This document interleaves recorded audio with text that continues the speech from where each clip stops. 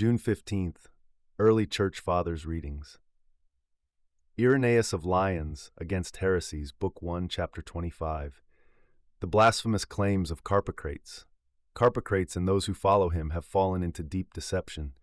They say that the world and everything in it was not made by the one true God, but by angels, beings they claim are far inferior to the unbegotten Father. They go even further in their error, insisting that Jesus was merely the son of Joseph, and just another man like the rest of us, except, they claim, that his soul remained steadfast and pure. Because of that purity, he remembered clearly the things he had seen in the presence of the unbegotten God. They teach that, for this reason, a divine power descended upon him from the Father. This power, they claim, enabled him to escape from the influence of the world's creators. Passing through all of them untouched, it returned to the Father and to the powers above, those of like nature. They even assert that although Jesus was trained in Jewish customs, he rejected them with contempt, and that he was granted the ability to destroy the passions that dwell in human beings. Passions they believe were imposed as a punishment by these inferior creators. Pride and arrogance masked as spirituality. These men teach that any soul resembling Christ's can do likewise, rejecting the so-called rulers of the world and receiving the same liberating power. This has puffed them up with such pride that some of them boldly claim to be on equal footing with Jesus himself. Still others go even further, claiming they are greater than his disciples, greater even than Peter and Paul and the rest of the apostles, asserting that their souls came from the same realm as his and despise the world just as he did. Because of this, they say, they are worthy of the same divine power and destined to return to the same heavenly place. But they do not stop there. They teach that if someone despises the things of this world even more than Jesus did, then that person is superior to him. Occult practices and moral corruption. Not only do they speak blasphemies, they practice abominations. They dabble in magic and incantations, in love charms and potions. They seek the help of familiar spirits and invoke demons who send dreams. They believe they already rule over the powers and rulers of this world, even claiming dominion over all that exists within it. But these men are agents of Satan. Just as the pagans were deceived to dishonor the truth, so too have these false brethren been sent to disgrace the church. Some who hear their teachings assume we are all like them and turn away from the preaching of the gospel. Others, watching their immoral behavior, slander us all, even though we share nothing in common with them, not in doctrine, not in morals, and not in how we live. They live in unrestrained indulgence, and to cover their godlessness, they dare to use the name of Christ as a disguise for their wickedness. Their condemnation is entirely just, for God will repay them according to their deeds. Romans 2:6. The madness of moral relativism and transmigration. Their madness knows no restraint. They boast that they have authority over all things impious and irreligious, and they believe they are free to do anything they desire, because, they argue, there is no objective good or evil. Everything, they say, is only good or evil depending on human opinion.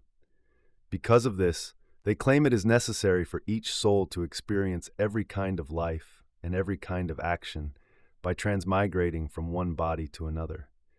Unless, they say, a person can somehow accomplish every act in a single lifetime, including those things so shameful we dare not speak or even imagine them, they will have to be reincarnated again and again until nothing is lacking in their experience.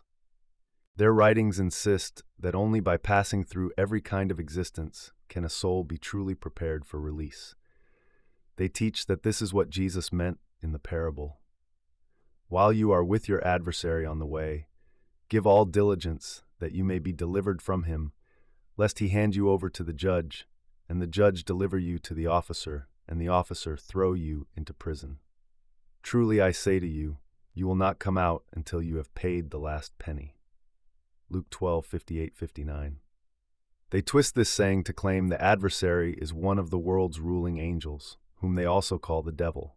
According to them, he was created to lead souls who have failed in this life back to the supreme ruler. He then delivers these souls to another angel under his command, who locks them in new bodies, because, they say, the body is a prison. The Gnostic gospel of exhaustion. They interpret the words, "You will not come out until you have paid the last penny," to mean that no one can escape the power of the angels who created the world unless he experiences every possible kind of earthly action.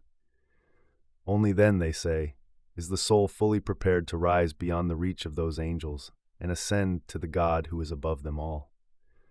This is how they say all souls are saved, either by experiencing every action during a single life, or else through multiple incarnations, life after life, until every requirement is fulfilled.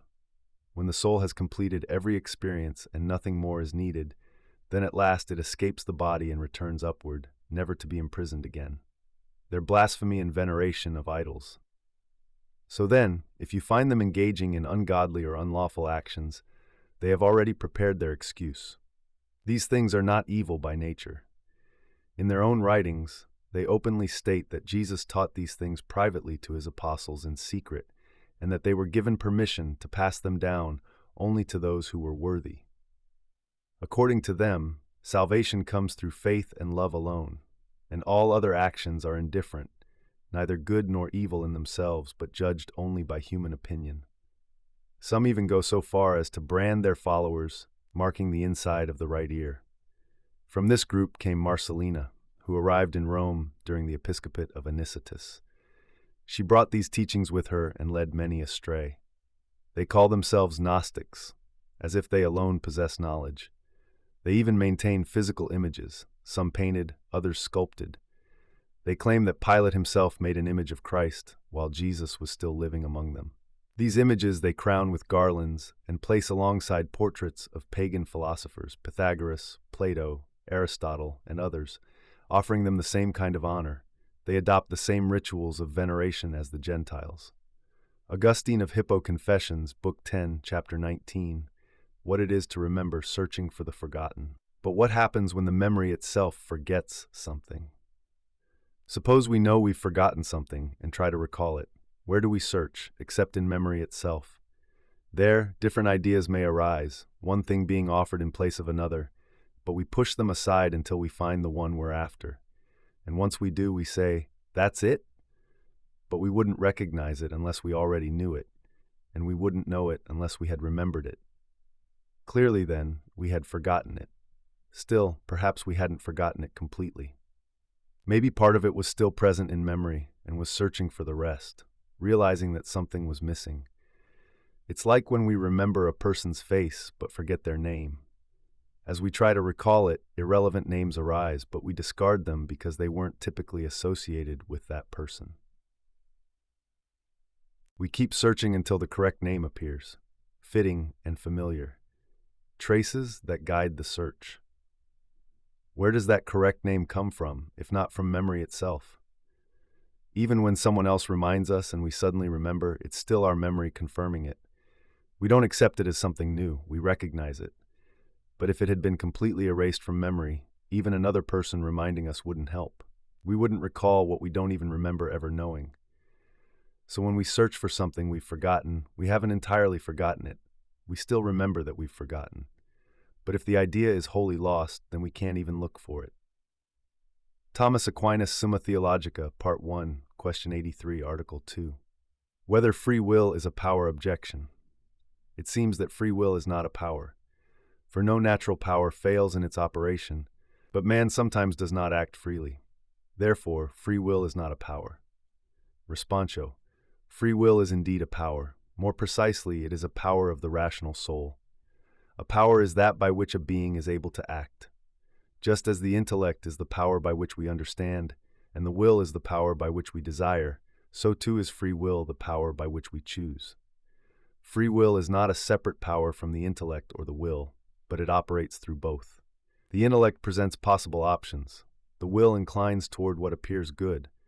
Free will chooses among these options, not blindly, but deliberately.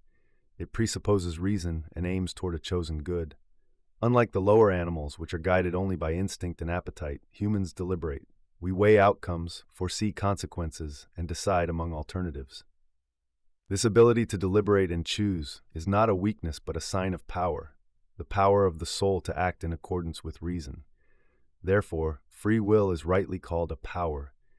It is the interior ability of the rational soul to choose between courses of action in light of the good presented by the intellect.